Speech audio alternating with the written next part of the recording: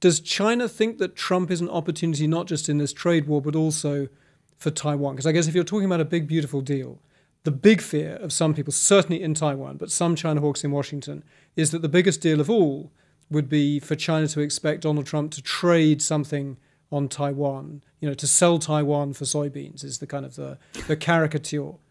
Does China have that at the back of its mind? At least I don't think so. And I don't think a lot of my colleagues in Beijing view this in that regard. To be honest, Taiwan is not a mug on the table. You cannot sell it. You cannot buy it. If we can buy it, we bought it already. You cannot buy Taiwan. There are 23 million people living on the island. And look at Hong Kong. We reunified with Hong Kong for 28 years already.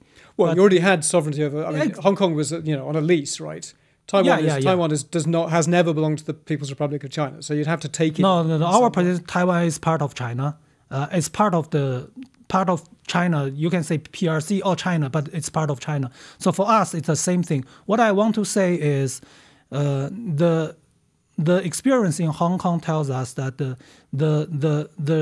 reunification of at the superficial level, it's not enough. And the reunification need a unification of society, of the identity.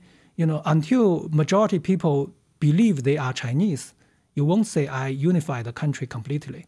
So we cannot buy. And so what does that mean? So we had a Chinese ambassador recently in France who, when he was talking about this need to reunify the souls and the minds, yes, the hearts and minds of the Taiwanese, said, of course, we will need a massive re-education campaign. You have scholars who I've interviewed in Beijing who write about the lessons of Hong Kong, like Tian Feilong, the legal scholar. He will say, what we need to do is learn the lesson that a territory like Hong Kong that was too westernized and too infected by liberal Western ideas needs a massive campaign of patriotic re-education. And that was exactly what we will need to do in Taiwan. In Hong Kong, we've seen sham elections with candidates vetted by the Communist Party who had to swear a loyalty oath to the Communist Party. We've seen the crushing of the free press, the sentencing of Jimmy Lai, the media boss. If that is a model that China is learning from, what's the message to people on Taiwan who might be watching this? What is coming for them? I definitely agree that we need to win the hearts and minds of people no matter in Hong Kong or in Taiwan. But I think the approach could be very different. These two cases, though we believe that both cases are, both places belong to China, but as you said, the process is different. In Hong Kong case, we signed the treaty with the U.S. with the UK, then we take it back. But so we reunified in the form first, and then you face the task how to win the hearts and minds. So we gradually realized that this is very difficult actually. But would you need to have patriots governing Taiwan? That's the phrase we hear in Hong Kong. We know what that is code for. Patriots governing Hong Kong means if you want to hold any public office at all, you have to swear a formal legal oath of total loyalty to the government of Hong Kong and to the Communist Party leadership in Beijing.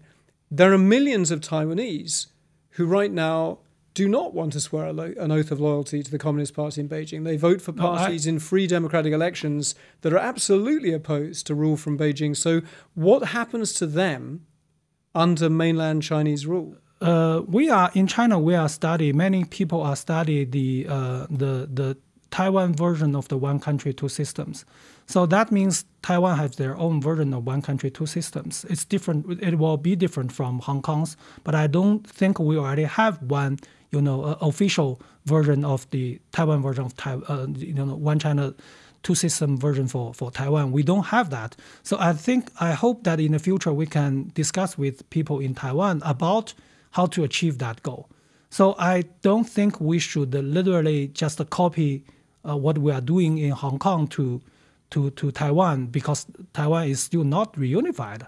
But it's a place, I've covered elections in Taiwan. It's a real democracy. It's a noisy, raucous democracy, but it's a real democracy. You have parties that violently disagree. You can choose which one you vote for. Yeah. Power changes from one party to another. It's very hard to imagine how China could ever let that happen again if it took over. 30 years ago, 40 years ago, I think majority people will say, even in Taiwan, I think majority people believe that the two sides were reunified. 40 years ago. But you have to put democracy, that cork is back in the bottle. That's not something I'm not saying this is incompatible with democracy or with election. What I want to say is now from current perspective, you may believe that it's quite impossible. But who knows what will happen after 40 years? We don't know. The call here is, do you agree you are Chinese? You are a Chinese citizen. And I don't know the form of reunification with Taiwan in the future, but if it's a unified country, you need to be loyal to the government, to the system, right? And if that's a 30, 40-year project, potentially, that China is patient and wants to wait, will there be some voices who, as Donald Trump finishes this presidential term, will some in Beijing say, well, that was a wasted opportunity. We had an American president who does not seem to care much about allies, who tells us he doesn't care about other countries being democratic. And so all of the usual problems we have, that America cares about Taiwan as a democratic ally, under Trump, they're not really a serious consideration. So leaving aside the 30, 40-year patience, will there be some people in Beijing going, Trump is a window of opportunity, and if he leaves office and we have not achieved some sort of closer stranglehold on Taiwan with Donald Trump in the White House, we will feel we have completely wasted an opportunity? I think there will always be different views in Beijing, in China about this. How do you view this window of opportunity? How do you view the Taiwan issue? But I don't see, I haven't seen any mainstream view in China, in Beijing say, this is a window of opportunity. We must take it. We must take some military actions. We use it to reunify the two sides. I don't think that's a mainstream view. Using military means will always be a very difficult choice for anyone. So I haven't seen it. But I do think there is an opportunity for China and the U.S. to work on Taiwan issue. I don't know what can we do specifically. But I don't think that's a deal that the U.S. gave Taiwan to China or vice versa. I think we might try to, for instance, one of the possibility for me is, can the U.S. clarify their one China policy further?